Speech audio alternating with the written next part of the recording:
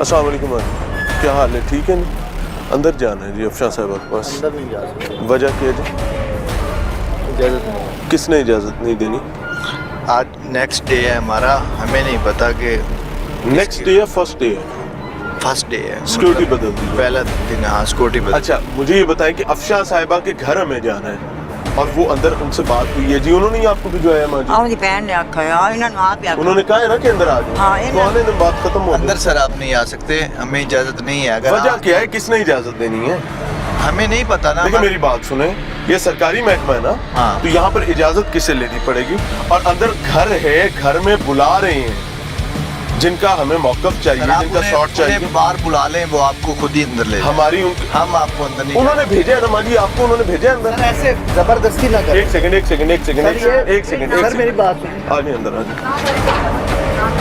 नहीं झगड़ा नहीं है मेरे भाई इसमें। देखिए मेरी बात सुनिए, यहाँ कोई अल्लाह माफ करे बच्चे रहते हैं ना, कोई ऐसी झगड़े वाली बात ही नहीं है। आ जाए।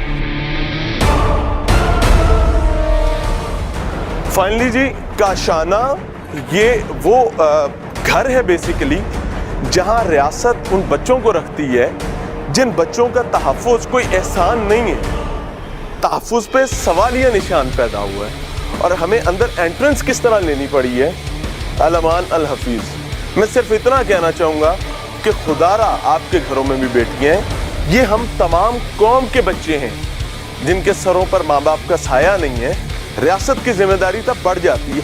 चल रहे हैं जी अंदर और अंदर चल के समझते हैं कि मामला हैं क्या, इस खूबसूरत घर को जेल क्यों बना दिया गया। अंदर चलते हैं जी। तो ये वो मनाजिर थे जब काशाना जो कि एक सरकारी इदारा है, इस सरकारी इदारे के अंदर एक सुपरिंटेंडेंट का घर है जो अफशान लतीफ़ साहिबा के पास मौजूद है।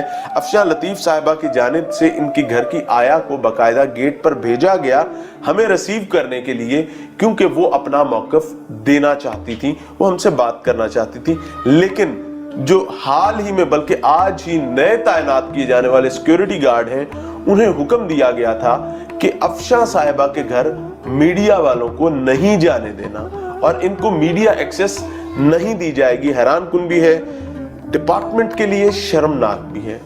मैं हैरान हूं कि आप कैसे किसी भी पाकिस्तानी को उसका मौक़िफ़ देने से रोक सकते हैं। बहरहाल इशू को डाइवर्ट करने की बजाय मैं डायरेक्टली, हमारे साथ मौजूद हैं अफशान लतीफ़ साहिबा, thank you very much ma'am for your kind time.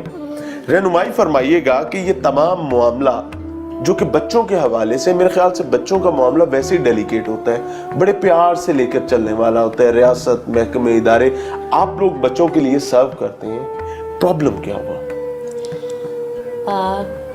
Problem जब यहाँ पे मुझे तैनात किया गया 6 अप्रैल को, उसके बाद हमारी डायरेक्टर जनरल थी अफशान किरण इम्तियाज़, जिनका मुझ पे बेइंतहा प्रेशर था यहाँ पे। जो अंडर एज लड़कियाँ थीं, बच्चियाँ थीं, उनकी शादियाँ करवाने के लिए उनको उसके साथ ही उनके अहकामात थे कि उनके लिए जो रेजिडेंस हैं, जो रूम्स हैं, वो अंदर ही तैयार किए जाएंगे शादी के बाद जी, और उनका स्टे अदारे के अंदर ही होगा। अच्छा, यानी कि किरण साहिबा जो थी वो आपकी साबिका डायरेक्टर, वो ही चाहती थी कि बच्चों की शादियां करवाई जाए जी, कम उम्री की शादियां जी, जो कि पहला जुर्म, जी, और दूसरा जुर्म ये कि उनको शादी के बाद जो कि किसी और की बीवी बन चुकी होगी उनको भी इदारे के अंदर ही कमरे दिए जी। कानून इस पे क्या कहता है? कानून अंडर एज लड़कियों की शादियों के में हमारे कानून में कोई गुंजाइश नहीं है, बल्कि ये जुर्म है। जी बिल्कुल। और हमारा अदारा बच्चियों के पढ़ाने के लिए है, उनकी तरबियत करने के लिए है, उनको माशरे का एक कारआमद शहरी बनाने के लिए उनको तालीम दी जाती है। जी हमारी शादियाँ करवाना चाहती थी, जो 18 साल से 18 साल की बच्चियाँ, उससे भी छोटी बच्चियाँ 17 साल की उनकी शादी हो जाए, और अलग अलग तरह के बूढ़े आदमियों को 50-60 साल के आदमियों को बुला के ऑफिस में उठाती थी और हमें कहती थी तैयार हो के आओ, और हमें दिखाती थी। और वो लोग जब पसंद करते थे और इधर कमरे डेकोरेट किए जाते थे, इधर बच्चियों के साथ रहना और इन आदमियों ने इधर रहना, बाद में वो लड़के और आदमियाँ इधर आ करेंगे, और बहुत सारे आदमी इधर आते थे और हमारे से बहुत अजीब तरह का सलूक करते थे और बहुत गंदी नज़रों से देखते थे। नहीं, वो जो कमरे डेकोरेट किए जा रहे थे वो उन्हीं के लाए हुए कुछ आदमी थे, और हम लड़कियों को कहते थे कि त्योहारों के नीचे आओ, हमें उनको दिखाया जाता था ताकि वो हमारे रिश्ते रहे, और वो इतनी बड़ी बड़ी उम्र के लोग होते थे। तो 4-7 साल इसके करीब यानी कि 40 तक इससे भी बढ़कर होते थे। और हम नहीं चाहते कि डीजी मैम दोबारा आए इस कशाना में, तो ये कशाना फिर से तबाह हो जाए और यहाँ का कोई भी शख्स बंदा नहीं आना चाहिए। मैंने यहाँ पे चार्ज लेने के बाद जो सबसे पहले यहाँ पे काम किया, जिसकी मैंने ज़रूरत महसूस की, वह यहाँ पे बच्चियों के लिए मस्जिद बनाना थी, ताकि उनकी दीनी और दुनियावी तालीम दोनों की जा सके यहाँ पे। जिसके लिए मैंने एक मौलमा का कारिया का इंतज़ाम किया, जो उन बच्चियों को डेली आके 2 घंटे की कुरान की तालीम देती हैं। इसके साथ उनको अखलाकियात का दर्स दिया जाता है, जिनकी इन बच्चियों को ज़रूरत होती है। इसके साथ बच्चियों को मैंने एक पॉजिटिव वे में रहने के लिए यहाँ पे उनके लिए वोकेशनल कोर्सेज़ का आगाज़ किया।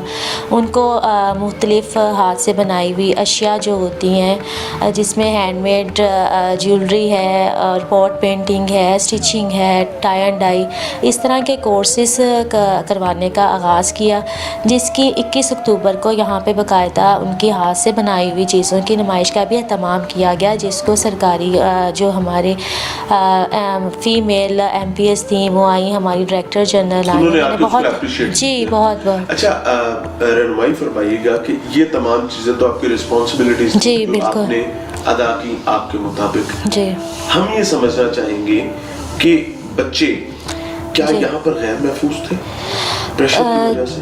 बिल्कुल, क्योंकि बच्चियों को डायरेक्टली ये उनके सामने उनको थ्रेट किया जाता था कि आप सबकी शादियां करवाई जाएंगी। उनके सामने मुझे अहकामात दिए जी DG आई थी, उन्होंने बहुत बुरे तरीके से सबसे बात की थी। अगर हम उनकी कोई बात का जवाब भी देते थे तो वो हमें बुरे तरीके से बोल के कहती थी अपनी आंखें नीचे रखो। बोलती बहुत बुरे तरीके से थी, चिल्ला के गंदी वर्डिंग यूज़ करती थी। और क्या उसका नाम है, लड़कियों के लिए रिश्ते लाती थी, उन्हें दिखाती थी। और साइमा के जो भाई आए थे उनमें से एक को कहती थी, इधर लड़की थी, कि उससे इसकी शादी कर देंगे और इससे फिर यहीं पे ही कुक बना देंगे और यहीं पे ये रहा करेगी उसके साथ ही। और यहाँ तक कि ये कहा था उसे कि तुमने अपने घर वालों को भी नहीं बताना, छुप के शादी करेंगे और इधर ही रहेंगे। तो फिर हमारी मैम अफशा ने उनके खिलाफ एक्शन लिया और अब उन्हें भी निकाला जा रहा है।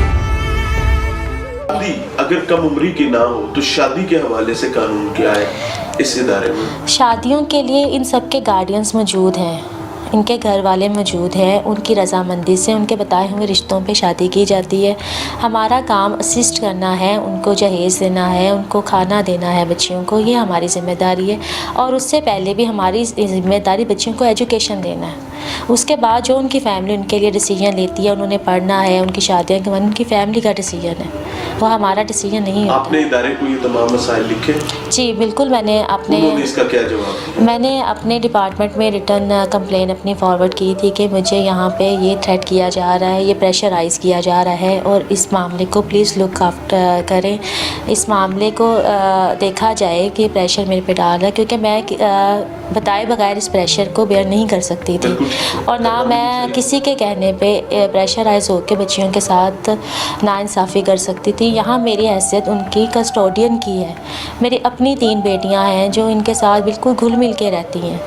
उनका खाना पीना, बैठना, उठना, खेलना बिल्कुल इन बच्चियों के साथ बहनों की तरह, और ये बच्चियाँ भी मेरे लिए अपनी बेटियों की तरह ही हैं। मैं उनकी इज़्ज़त और वक़ार पे कोई कंप्रोमाइज़ नहीं कर सकती थी, जिसके लिए मेरे लिए कोई प्रॉब्लम नहीं थी। मैं अपनी जॉब पे थी, मेरा अपना पर्सनल कोई इशू नहीं था। मैंने सिर्फ इन बच्चियों के हक़ के लिए आवाज़ उठाई और अपने डिपार्टमेंट को इसके ऊपर इन्फॉर्म किया, जो मेरी रिस्पॉन्सिबिलिटी थी। मैडम को डिस्चार्ज किया जा रहा है और हम यहाँ नहीं रह सकते अपनी मैडम के बगैर। या हमें अपनी माँ बाप के हवाले कर दिया जाए या हमें यही मैडम चाहिए, हमें इसके अलावा और कोई मैडम नहीं चाहिए। डीजी आती थी, वो इतनी लैंग्वेज बोलती थी, कोई भी अपने बच्चों के साथ ऐसी बुरी लैंग्वेज नहीं बोलता जैसे वो बोलती हैं। हम तो बच्चे हैं, हमारी ये छोटी छोटी आदमियों को पढ़ने का शौक़ है। कहती मैं इनकी शादियाँ करवा दूँ, क्या इनकी शादियाँ करने की उम्र है? अभी हमारी पढ़ने की उम्र है, अभी हमने अपने पाँवों पे खड़े होना है, हमने कुछ बन के यहाँ से निकलना था, जो अब हमारे साथ इस टाइम हो रहा है। आपने इन्फॉर्म किया, उसके बाद क्या होता है?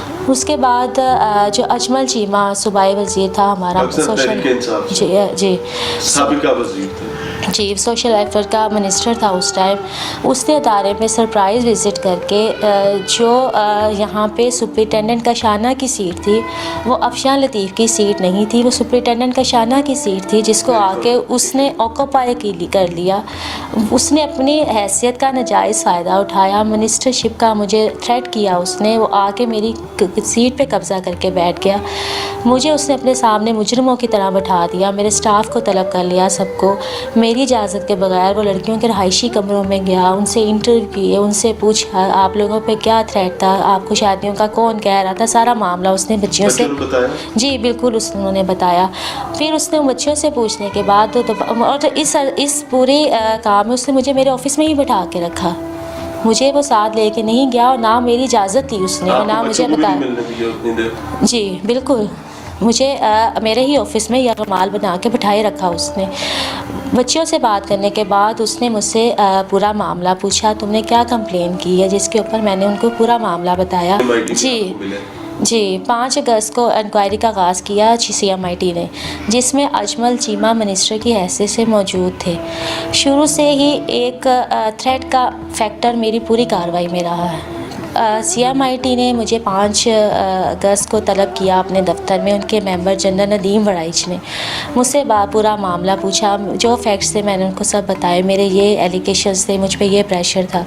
जिसके बाद 8 तारीख को नदीम वड़ाइच ने अदारे का विज़िट किया बग़ैर मेरे डिपार्टमेंट की रिटन अप्रूवल के, लड़कियों के रहायशी कमरों में गया, उनके वॉशरूम्स में गया। उसके साथ नदीम वड़ाइच साहब के साथ कोई ख़वातीन मौजूद थी या अकेले? एक खातून थी उनके साथ। कौन थी? SO थी वजीहा वुमेन डेवलपमेंट से जी, लेकिन दोनों का किरदार जो था बहुत बाइस था मेरे साथ, मेरे स्टाफ के साथ, बच्चियों के साथ। बच्चों ने अपना मसला उन्हें बताया? बच्चियों ने बिल्कुल बताया उनको मसला। जब उन्होंने बच्चियों से मुलाकात की तो उस पर मुझे नहीं बिठाया गया था, उन्होंने अकेले मुझसे बात की। बच्चियों को उन्होंने डराया धमकाया।